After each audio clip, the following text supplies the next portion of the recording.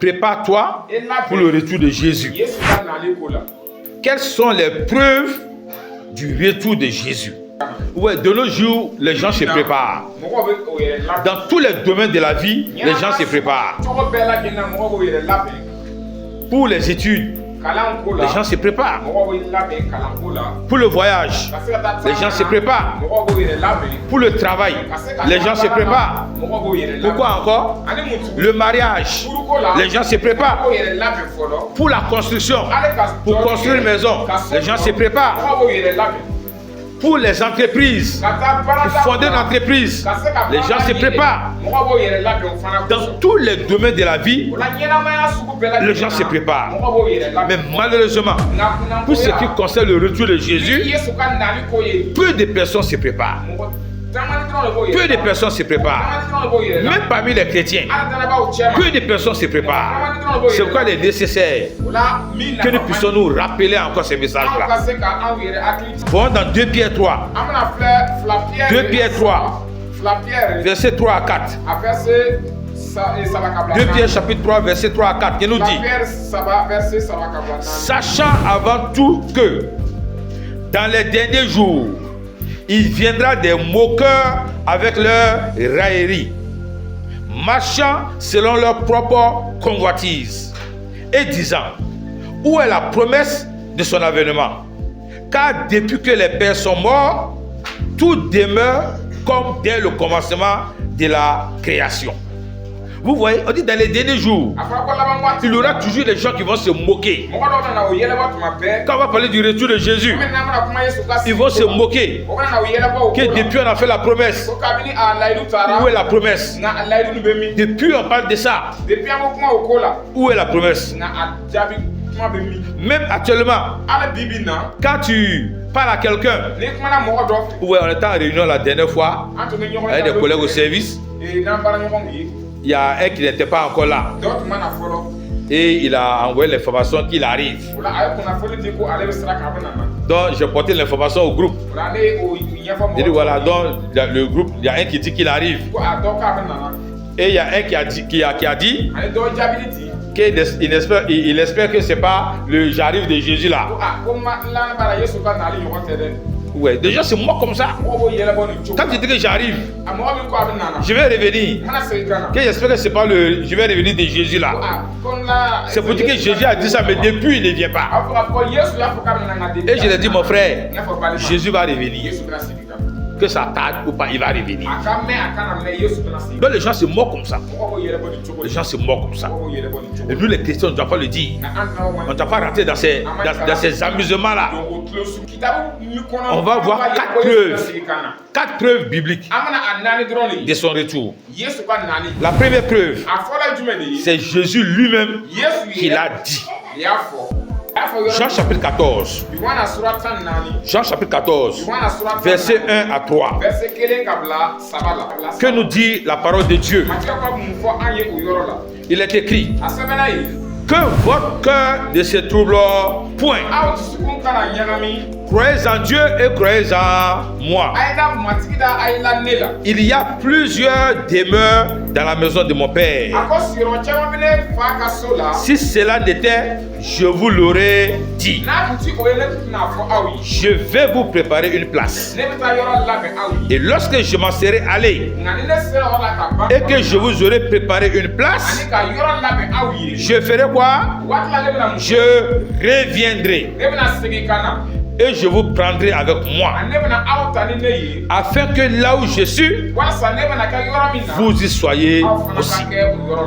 Voici une parole certaine. Jésus lui-même l'a dit. Amen. Que votre cœur ne se trouble point.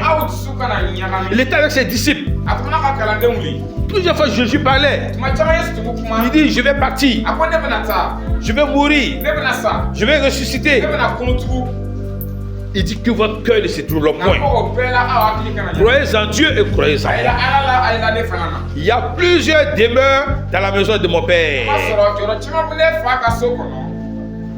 Si cela n'était, je vous l'aurais dit.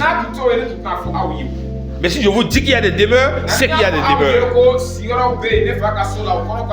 Je vais vous préparer une place. Je vais vous préparer une place. Jésus est en train de préparer une place pour chacun de nous qui avons cru en lui. Jésus ne prépare pas la place pour tout le monde. Regardez le verset 1. Ceux pour qui Jésus prépare la place, c'est tout dans le verset numéro 1. Le verset 1 dit quoi? Croyez en Dieu et croyez en moi. Croyez en Dieu et croyez en moi. Beaucoup de personnes croient en Dieu, mais ces personnes qui croient en Dieu ne croient pas en Jésus. Jésus ne viendra pas les chercher. Jésus n'est pas en train de préparer une place pour ces personnes-là. Croyez en Dieu et croyez en moi. C'est ceux qui croient en Dieu et qui croient aussi en Jésus. C'est pour ces personnes-là que Jésus va préparer une place. Alléluia. Si vous êtes là ce matin, parce que vous croyez en Dieu, parce que vous croyez aussi en Jésus-Christ. Croyez en Dieu et croyez en moi. Amen. Il y a plusieurs demeures dans la maison de mon Père. Si c'est là de terre, je vous l'aurais dit. Je vais vous préparer une place. Regardez le verset 3. Et lorsque je m'en serai allé et que je vous aurai préparé une place, je ne resterai pas là-bas. Je ne resterai pas là-bas. Je reviendrai. Alléluia. Je reviendrai. Pourquoi? Et je vous prendrai avec moi. Afin que là où je suis, vous y soyez aussi. Promesse merveilleuse pour nous qui croyons en Jésus-Christ. On peut même se limiter à là. C'est une preuve incontestable. Personne ne peut contester ça. Ceux qui veulent contester ça, qu'ils contestent, ça les regarde. Mais nous qui sommes les croyants, nous croyons en Jésus-Christ. Nous croyons à sa parole. Il dit qu'il reviendra, il reviendra. Alléluia. Deuxième preuve. Les anges l'ont attesté. Les anges l'ont attesté. Acte chapitre 1, verset 6 à 11. Vous allez voir ce que les anges ont dit. Le verset 6. Alors les apôtres réunis lui demandèrent: Seigneur, est-ce en ces temps que tu rétabliras le royaume d'Israël? Il leur répondit: ce n'est pas à vous de connaître les temps et les moments que le Père a fixés de sa propre autorité. Le verset 8. Mais vous recevrez une puissance. Le Saint-Esprit surviendra sur vous. Et vous serez mes témoins à Jérusalem, dans toute la Judée, dans la Samarie et jusqu'aux extrémités de la terre. Jésus parlait, il disait les derniers mots à ses disciples avant de partir. Le verset 9. Après avoir dit cela, il fut élevé. Pendant qu'ils le regardaient, et une nuée le dérobait de leurs yeux. Donc Jésus a fini de parler, et lorsqu'il a fini de parler, il est monté au ciel. Il montait au ciel, et il fut élevé. Et pendant qu'il montait, les disciples le regardaient. Les disciples le regardaient jusqu'à partir. Jusqu'à ce que Jésus ait disparu dans les cieux. Et les disciples avaient toujours les regards fixés en haut. Ils regardaient. Jésus est parti. Quelqu'un qui causait avec vous. Et pendant qu'il causait, il a fait des 10 derniers mots et il a commencé à monter. Il a commencé à monter. Et pendant qu'il montait, le regardait. Et Jésus a disparu. Mais c'était tellement étonné. Et ils avaient les regards fixés vers le ciel. C'est sûrement qu'un ange est venu. Regardez le verset 10. Et comme ils avaient les regards fixés vers le ciel, pendant qu'ils s'en allaient, voici deux hommes. C'est des anges, vêtus de blanc, leur apparut et leur dit: Homme galiléen, pourquoi vous arrêtez-vous à regarder au ciel comme ça? Pourquoi êtes-vous en train de regarder au ciel comme ça? Et regardez ce qu'ils ajoutent. C'est Jésus qui a été enlevé au ciel du milieu de vous. Fera quoi? Lisez, fera quoi? Reviendra.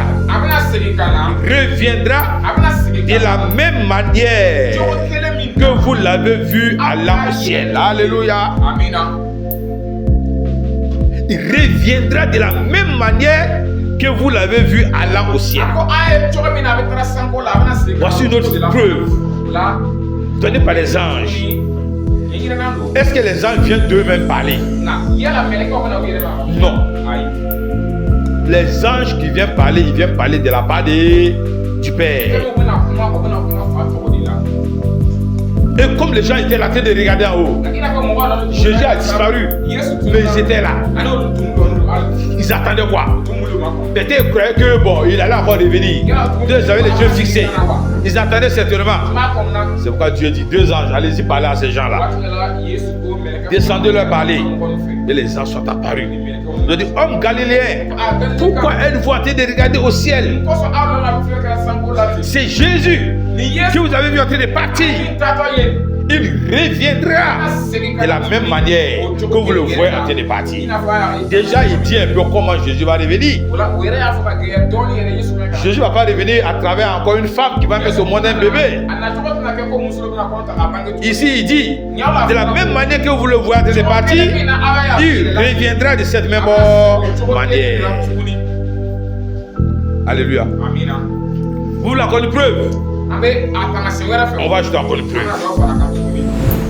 L'Ancien Testament l'a prédit. Allons dans Daniel chapitre 7, le verset 13. Daniel chapitre 7, le verset 13. Le mot prédit, c'est une prédiction. Et j'aime ce passage-là parce que Jésus n'est même pas encore né. Jésus n'est même pas encore venu pour la première fois. Mais déjà ici, Daniel voit Jésus quand il est revenu. Amen. Jésus n'est pas venu pour la première fois d'abord. Mais Daniel voit Jésus quand il est revenu. Daniel chapitre 7, le verset 13 nous dit: j'ai regardé pendant mes visions nocturnes, et voici, sur les nuées des cieux, arriva quelqu'un de semblable à un fils de l'homme. Alléluia. Oui, Jésus dans la Bible est appelé fils de l'homme. Fils de l'homme, fils de l'homme. Il dit: j'ai eu une vision. Et dans sa vision, il a vu quelqu'un qui venait des nuées, c'est-à-dire des nuages. Il descendait des nuages. Et cet homme-là est semblable à un fils de l'homme. Il s'avança vers l'ancien des jours. Et on le fit approcher de lui. Voici Daniel, dans une vision, avant que Jésus ne naisse. C'est après ça, des siècles après que Jésus est né. Et Jésus a dit maintenant qu'il va revenir. Avant que Jésus ne vienne dans le monde, Daniel a vu que Jésus devait revenir. Alléluia. Est-ce qu'il y a encore des doutes par rapport à la certitude du retour de Jésus? Amen. Jésus va revenir. Amen. Il va revenir. C'est pourquoi on doit se préparer. Si tu doutes actuellement, tu ne dois plus douter. Les gens vont t'ébranler. Il y a des antichrists qui vont t'ébranler, qui vont raconter des conneries. Est-ce que tu es sûr que? Est-ce que tu penses que? Depuis qu'il a dit, Certains disent que Jésus est déjà venu. Certains enseignent que Jésus est déjà venu. Jésus n'est pas encore venu. Le retour de Jésus va marquer le début de la fin du monde. Amen. Le retour de Jésus va marquer le début de la fin du monde. Donc, si on dit que Jésus est déjà venu et que ce monde est encore là, ce n'est pas possible. Alléluia. Donc, ne vous laissez pas troubler. Certains disent que le paradis est déjà rempli. Il dit, je ne vais pas vous préparer une place. Que c'est déjà rempli.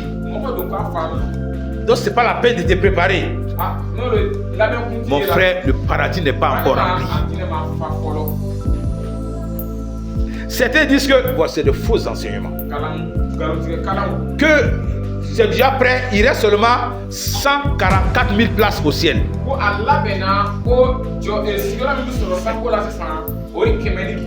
Il dit il reste 144 000 places au ciel. Et il dit, regardez tout ce monde-là, tous ces chrétiens-là, du monde-là, ils dépassent 144 000.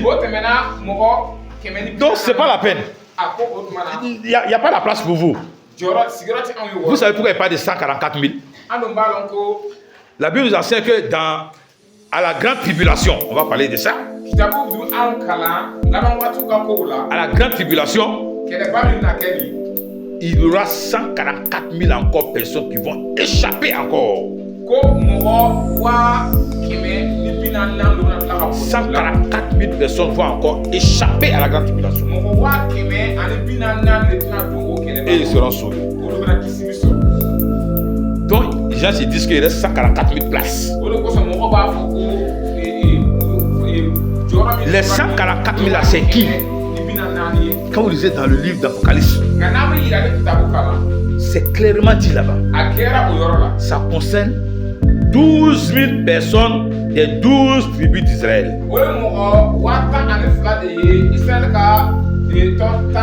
Les 12 tribus d'Israël, et dans chaque tribu, il y aura 12 000 personnes qui vont échapper à ces grandes tribulations-là,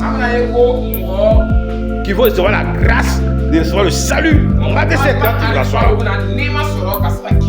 Quand on prend 12 000 fois 12, ça fait combien? 144 000. Donc si quelqu'un vient vous embrouiller pour vous dire que toi tu perds ton temps, tu es chrétien, Jésus ne viendra pas là, le paradis est déjà rempli. Et certains s'amusent à dire ça. Et les chrétiens qui ne sont pas affermis se laissent gagner.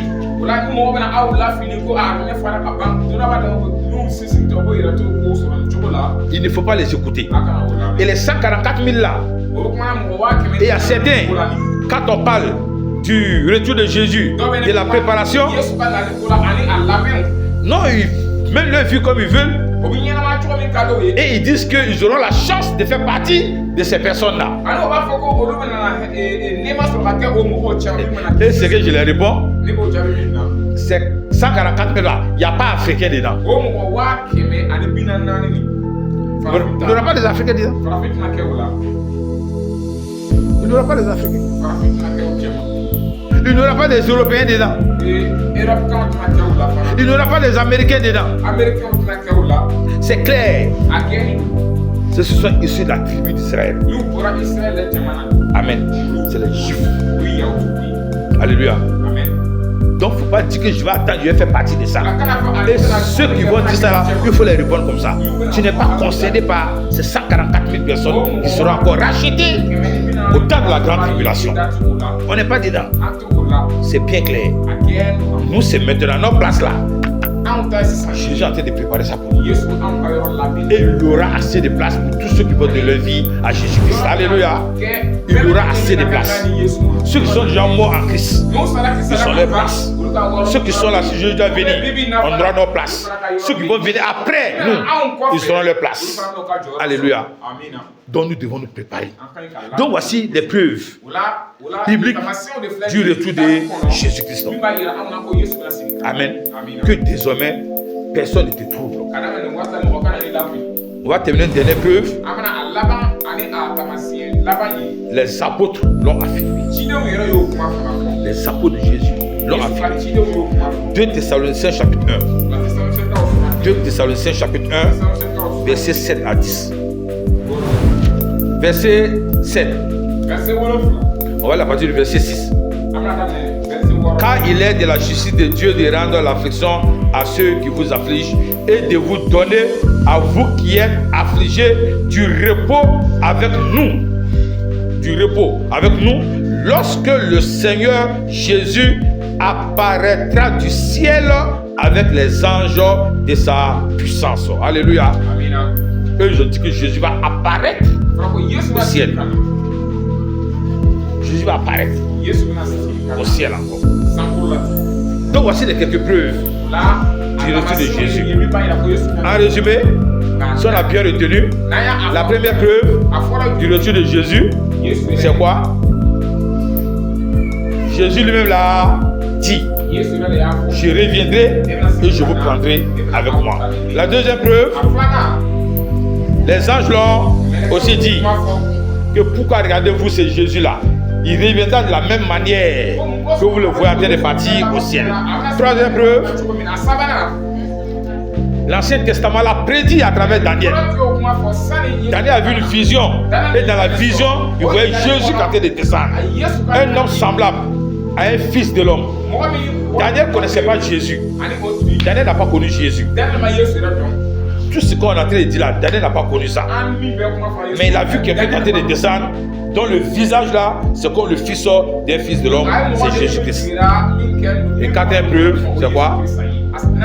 Les disciples de Jésus, les apôtres de Jésus ont aussi affirmé cela. Alléluia. Que personne ne se laisse ébranler. La semaine prochaine, soyez au rendez-vous. On va voir pourquoi Jésus va arriver. Il revient pour deux raisons essentielles. Jésus revient pour deux raisons essentielles. Et on va voir ça la semaine prochaine. Que le Seigneur vous bénisse. À la semaine prochaine. Amen.